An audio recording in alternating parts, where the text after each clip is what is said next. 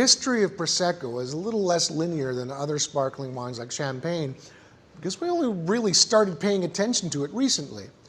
Unlike Champagne, which was a famous wine region for centuries before it was even a sparkling wine, or good, Prosecco only gained world recognition in the 20th century, finding a place below Champagne price-wise, but above your super cheap plunky bubbles.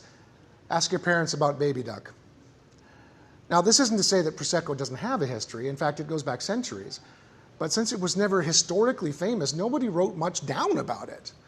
But a few people did. The first was a guy named Pliny the Elder, who was disappointingly not a wizard, but he was a Roman historian who wrote about, well, everything he could find in the 1st century AD.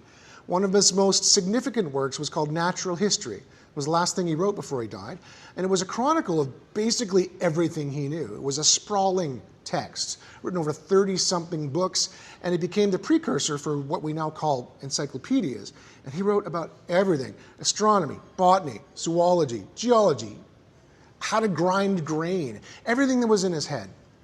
But he also devoted a significant portion to wine, which he loved. And he described a wine from the northern city of Trieste called Ribolla. In fact, he raved about it. Because he raved about it, Ribolla was all the rage, and copycat Ribolla began to show up from everywhere in northern Italy. They were even making it in what's now Slovenia and Croatia. So the folks around Trieste, they came up with a new name for their original better Ribolla. They named it Puccinum, after a castle just outside of Trieste near the small village of Prosecco. The next time Prosecco gets written about is 1,500 years later, when an English traveler and writer named Finis Morrison, who was a fan of Pliny, went to Trieste and tried the wines. He loved Puccinum, but he remarked that the locals were starting to name the wine after the village near the castle, Prosecco. Now, after Finis, we have to jump to 1754 to find Prosecco mentioned in print again, this time in a book of Italian verse called Il Roccolo di Atrambo, where Prosecco is described to have a sort of apple bouquet, which it still often does. And I should mention, with near certainty, the Prosecco in Il Roccolo di Atrambo is both still and sweet. It was sweet for a few reasons. First off, yeast wasn't truly understood until the 1850s, so fermentation was variable and often incomplete, leaving a lot more residual sugar in the wine. Secondly, nobody minded the residual sugar because the sensation of sweetness was a luxury. Look around in 2022 and sugar is everywhere. There's almost no store that doesn't have some sort of candy near the till, whether or not they sell food. But picture, if you can, a world before sugar. If you're able to drink something sweet on a regular basis, there's a good chance you're wealthy.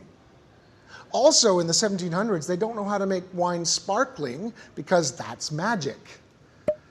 Sparkling wine was being accidentally discovered at that time in Champagne, but news traveled slowly, and Prosecco wouldn't get that kind of treatment until Antonio Carpene used the ancestral method to make Prosecco sparkling in the 1850s. Now, Antonio's winery was not near the village of Prosecco or Trieste. It was further west, near the town of Cogliano in Veneto. And it was around this time that the hills around Asolo and VALDOBBIADENE started to get recognized as the best regions for Prosecco wine, which is a designation that remains true today. Now, at the dawn of the 20th century, as northern Italy industrialized, an Italian named Federico Martinotti invented a way to do secondary fermentation in large tanks instead of the bottle, although a French guy named Charmat beat him to the patent. So the Charmat method helped make Prosecco consistently bubbly and cheaper, but it remained quite sweet, kind of like Asti Spumante until the 1960s. It was gaining popularity in Europe after World War II, primarily because Europe was broke and Prosecco was cheap, but also because of the Bellini, a cocktail invented in Venice using Prosecco after World War II. But what Prosecco was really poorly defined. It didn't have its own DOC, the official classification, and they couldn't even decide what to call the main grape variety. Some called it Glera, some just called it Prosecco. And that confusion was fine when Prosecco was this unknown wine from who knows where, but in the last few decades, the unexpected happened. Prosecco got hugely popular, like Tickle Me Elmo popular. Partially because champagne prices rose out of the daily budget of most people, Prosecco's sales soared. And the logical next step happened. People around the world started copying them. Now, it happened in a lot of places, But a significant number of clippings made their way to Australia, and they started producing a sparkling wine called Prosecco, and Italy got mad.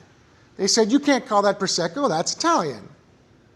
And the Australians said, that's the name of the grape. You called it that when you sold it to us. What are we supposed to call it? And the Italians doubled down. They said, well, you can't call it Prosecco now because we just gave the Prosecco region its own DOC and the name is protected. And the Aussies said, you literally called the grape variety Prosecco. And the Italians said, not anymore, we don't. We call it Glera now. The region is Prosecco and the grape is Glera. Those are the rules now. And I think at that point Australia hung up because they still call it Prosecco. Now, besides solidifying the Glera name, the new 2009 designations also recognized two premium regions, Azzolo and VALDOBBIADENE, as the highest DOCG level. And the tiny Cartizza subzone in VALDOBBIADENE, home, arguably, of the world's best Prosecco, got its own DOCG too.